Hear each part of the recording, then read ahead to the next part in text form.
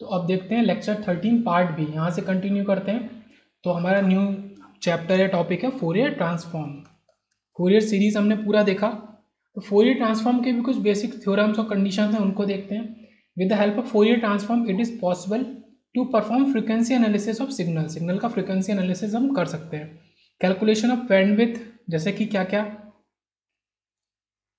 Calculation of bandwidth, okay, and maximum and minimum frequency component, ठीक है, signal energy in a particular frequency range, ये सब चीज़ें हम निकाल सकते हैं to do frequency analysis of stable LTI system. तो किसी स्टेबल एलटीआई सिस्टम का भी हम फ्रीक्वेंसी एनालिसिस कर सकते हैं with help of Fourier transform. तो सारा फ्रीक्वेंसी की बात है। फोरियर ट्रांसफॉर्म का ही कॉम्प्लीमेंट बोले तो लाप्लास ट्रांसफॉर्म होता है जब हम टाइम डोमेन की बात करते हैं।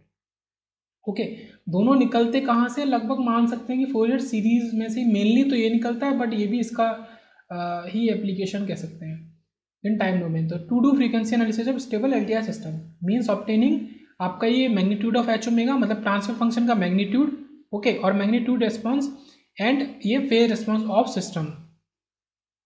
ये तो सेकंड पार्ट हो गया। तीसरा भी क्या कर सकते हैं, to solve differential equation with zero initial condition. यहाँ पे एक इंपॉर्टेंट बात है कि इनिशियल कंडीशन जीरो होनी चाहिए। अगर जीरो नहीं है तो सीधे से इसका आंसर है कि आप लाप्लास ट्रांसफॉर्म को यूज़ करें। लाप्लास ट्रांसफॉर्म आपको कैसी भी कंडीशन है, जीरो इनिशियल कंडीशन नहीं है, फिर भी आप लाप्लास ट्रांसफॉर्म से निकाल सकते हैं solution. To check stability and causality, stability and causality of LTI system भी चेक कर सकते हैं। If transfer function and region of convergence ROC और ट्रांसफर फंक्शन अगर आपको गिवन है तो with the help of Laplace Fourier transform आप ऐसा कर सकते हैं। To solve differential equation with और विदाउट इनिशियल कंडीशंस। और क्या है, और आपका to obtain Fourier transform of absolutely integrable signal by converting Laplace transform into Fourier transform relationship. तो फोरियर ट्रांसफॉर्म ऑब्टेन करने के लिए किसी भी एब्सोल्युटली इंटीग्रेबल सिग्नल का आप लाप्लास ट्रांसफॉर्म को कन्वर्ट कर सकते हैं फोरियर ट्रांसफॉर्म में। ओके, तो लाप्लास ट्रांसफॉर्म की मदद से आप सीधे फोरियर ट्रांसफॉर्म निकाल सकते हैं, बट कंडीशन क्या है, वो एक एब्सोल्युटली इंटीग्रेबल सिग्नल होना चाहिए। Like Laplace transform absolutely integrable, आप फोरियर ट्रांसफॉर्म निकालेंगे, एस को आप क्या रखें, जे ओमेगा, एस को पुट कर दें जे ओमेगा। तो if we put S equal to J omega, तो एक्स टी इज 1/2 जो वो है ये, ठीक है, एक्स ओमेगा, और आपका ई जे ओमेगा टी डी ओमेगा। ये क्या है, इनवर्स फोरियर ट्रांसफॉर्म का फॉर्मूला है। तो X T x omega radian पर सेकेंड। तो फोरियर ट्रांसफॉर्म का हमारा बन जाता है फॉर्मूला। ये आपका इनवर्स फोरियर ट्रांसफॉर्म है। ये आपने कहाँ से निकाला, लाप्लास से ही निकाला है। यही आपने फोरियर ट्रांसफॉर्म है, ये इनवर्स है, ये फोरियर ट्रांसफॉर्म है, ये आपने निकाला यहीं से। तो एक्स ओमेगा आप लिखेंगे, ठीक है। ये relation x T x omega के बीच में है। ये रिलेशन आपका एक्स ओमेगा और एक्स टी के बीच में है, मतलब एक्स ओमेगा की मदद से आप एक्स टी निकाल रहे हैं, यहाँ पे एक्स टी की मदद से आप एक्स ओमेगा निकाल रहे हैं। तो माइनस इन्फिनिटी से infinity integration X T E raise to minus G omega T D T, valid only for absolutely integrable signal. तो ये टर्म जो आ रहा है बार बार, इसको याद रखेंगे, ठीक है। जैसे वहाँ डिरिचलेट कंडीशन थी फोरियर सीरीज में, ऐसे यहाँ पे भी है Dirichlet conditions. Okay, signal should have finite number of maxima and minima over any finite interval, ठीक है। Same, signal should have finite number of discontinuities over any finite interval and the size of discontinuity should be finite. ये भी लगभग वही चीज़ है, signal should be absolutely integrable. तो ये वही कंडीशंस हैं, और एब्सोल्युटली इंटीग्रेबल का वही मतलब है कि एरिया लेस देन इन्फिनिटी आना चाहिए। अब बात करें डीज कंडीशंस आर क्या, जो हमने वहाँ बोला था सफिशिएंट बट नॉट नेसेसरी। अच्छा, वहाँ पे किसी को ये अगर नहीं समझ आ पाया तो एक बार फिर से देख लेते हैं। सफिशिएंट का मतलब ये है कि अगर आपका 1 2 3 कंडीशन फुलफिल है तो आपका फोरियर ट्रांसफॉर्म निकलेगा ही निकलेगा, ठीक है। इसका मतलब है सफिशिएंट अगर ये, बट नॉट नेसेसरी। आप बोलेगी अरे यार, मतलब वन कंडीशन को फुलफिल नहीं कर रहा, ठीक है, 2 को कर रहा है, 3 को कर रहा है, तो निकल भी सकता है और नहीं भी निकल सकता है, ठीक है। निकल भी सकता है और नहीं भी निकल सकता है। निकल भी सकता का क्या मतलब है कि ये नेसेसरी नहीं है कंडीशन की ये फुलफिल ही हो, ये चीज़ का मतलब है। फुलफिल है, बहुत अच्छी बात है, फिर आपको गारंटी है कि अब तो निकलेगा ही फोरियर ट्रांसफॉर्म। नहीं फुलफिल है तो दोनों चीज़ हो सकती है, निकल भी सकता है, नहीं भी निकल सकता। अब यहाँ पे एक्सेप्शंस क्या है, जो आपका ये कंडीशंस हैं ऊपर वाली, ठीक है, ये ऊपर वाले, तो डेल टी आपका वायलेट करता है कंडीशन 2 को। क्यों? क्योंकि डेल टी आपका इन्फिनाइट वैल्यू होता है। पावर सिग्नल जो होते हैं एग्जाम्पल, ये सब वायलेट करते हैं कंडीशन 3 को, यू टी, क्योंकि ये लेस देन इन्फिनिटी नहीं होते, ये नहीं होते लेस देन इन्फिनिटी। ये आपका डीसी सिग्नल सिग्नम टी, इनका एरिया। पीरियोडिक सिग्नल वो Fourier series expansion is possible, ठीक है, जो पीरियोडिक सिग्नल है जिनका फोरियर सीरीज एक्सपेंशन पॉसिबल है वो कंडीशन 3 को वायलेट करते हैं। अब शुरू करते हैं सॉल्व करना, और पूरे सॉल्यूशन में ही शुरू करते हैं। पहला ही हमारा क्वेश्चन है e raise to minus t u T, ठीक है, फॉर ए ग्रेटर देन 0।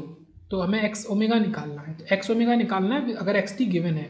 तो e raise to minus j t तो पहले से होता है, और हमने क्या लगाया e raise to A t, और ड्यू टू यू टी की वजह से हमारी लिमिट्स किस में चेंज हो गई, हमारी लिमिट्स माइनस इन्फिनिटी से 0 से इन्फिनिटी में चेंज हो गई due to you T, presence of U T, ठीक है। ये तो सबको पता है, ये यू टी 0 से टी के लिए वैलिड होता है, ओके, ऐसा हो गया।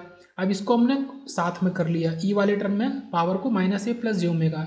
अब इसको इंटीग्रेट कर दिया, तो ये जो कोफिशिएंट है ये नीचे आ गया, और लिमिट हमारा 0 से इन्फिनिटी। इसको ध्यान से देखते हैं, तो e raise to minus a plus j omega infinity, क्योंकि टी की जगह लगाया माइनस ई रेज टू 0, तो 0 वाला तो आपका 1 बन गया, और डिनोमिनेटर में ये था। अब ये जो टर्म है इसका एनालिसिस करते हैं सही से, इसको ऐसे नहीं कि बस लिख दिया कि ये 0 है, इसको समझते हैं।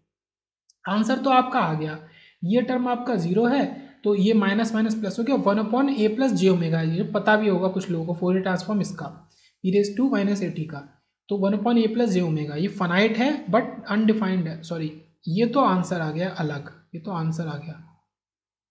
अब हम इसकी बात करते हैं, e raise to minus a plus j omega into infinite, ये दो वैल्यू देता है, e raise to a into infinite और e raise to minus j omega infinite.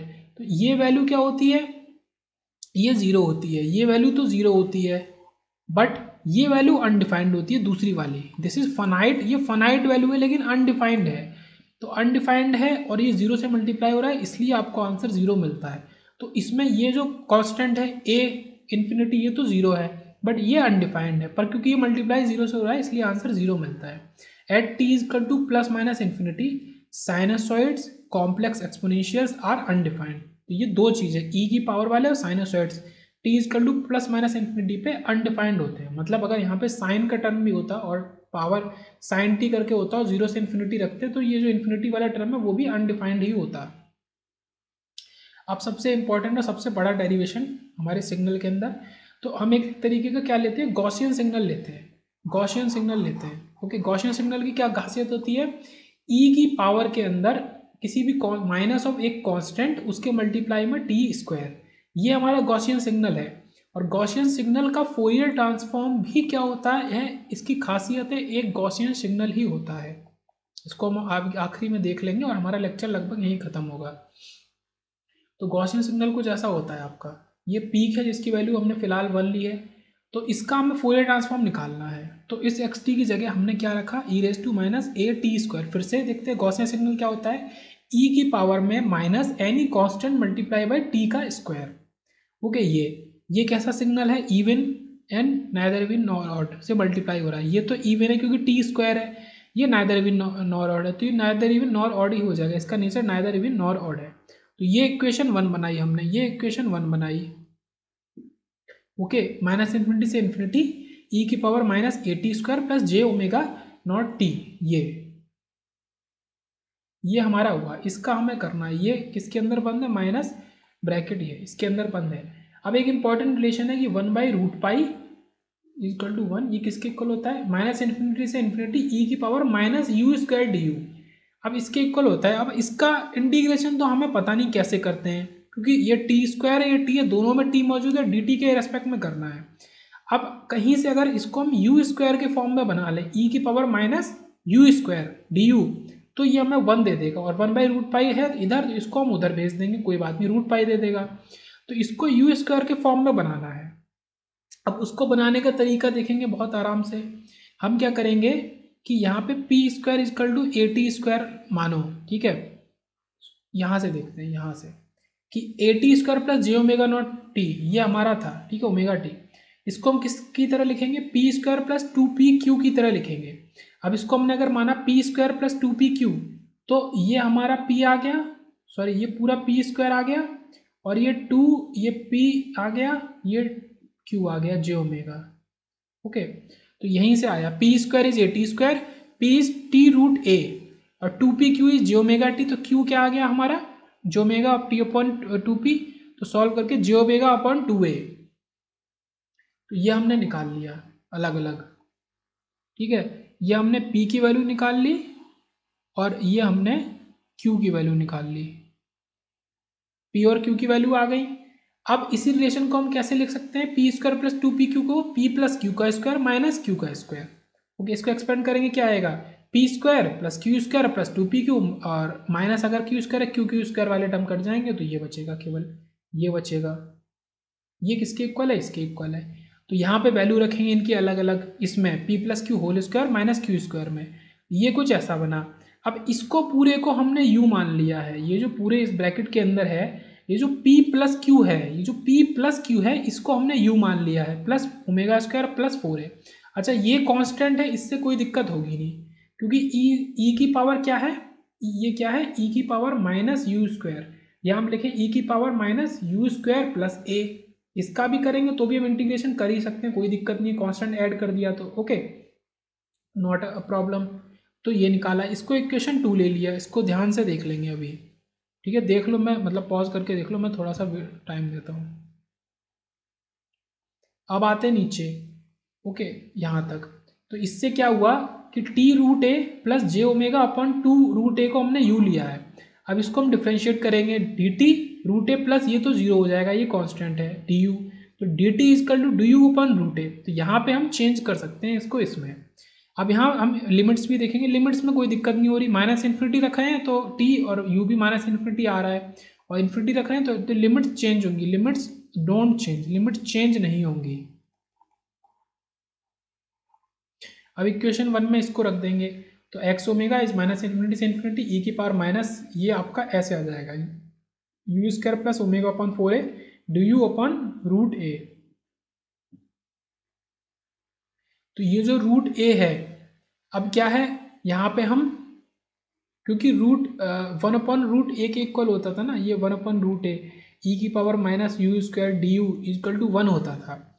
हमने यू स्क्वायर का फॉर्म तो बना दिया, पर रूट ए हमारा नहीं मौजूद है, तो वो रूट ए हम मल्टीप्लाई कर देंगे। ठीक है, ये हमने मल्टीप्लाई किया, ये डिवाइड कर दिया, तो ये हमारा अलग आ गया। तो ये जो पूरा टर्म है, ये पूरा कांस्टेंट अलग रख लिया हमने, ये पूरा कांस्टेंट अलग रख लिया, और इतने पूरे का हमारा इंटीग्रेशन क्या है, इससे 1। तो हमारा आंसर में आया रूट पाई अपॉन ए ई की power minus omega square upon 4a। ये हमारा आंसर है। इसको फिर से देखते हैं, ये किस तरीके का फॉर्म है, ई की पावर माइनस ऑफ एक कांस्टेंट, कैसे कंपेयर करें, ई की power minus of 1/4a into omega square, तो ई की पावर ऑफ माइनस ऑफ एक कांस्टेंट इंटू टी स्क्वायर, इसको कंपेयर करेंगे माइनस ए टी स्क्वायर से, तो ये कंपेयर हो रहा है ना। ठीक है, बस ए की जगह 1/4a है और टी की जगह ओमेगा है। ये फिर से गॉसियन सिग्नल ही आ गया, ये फिर से गॉसियन फंक्शन आ गया। तो इसका हम करेंगे फोरियर ट्रांसफॉर्म, तो ये हमको ये देगा, और ये भी गॉसियन फंक्शन है, इसकी वैल्यूज़ बस थोड़ा सा अलग होंगी।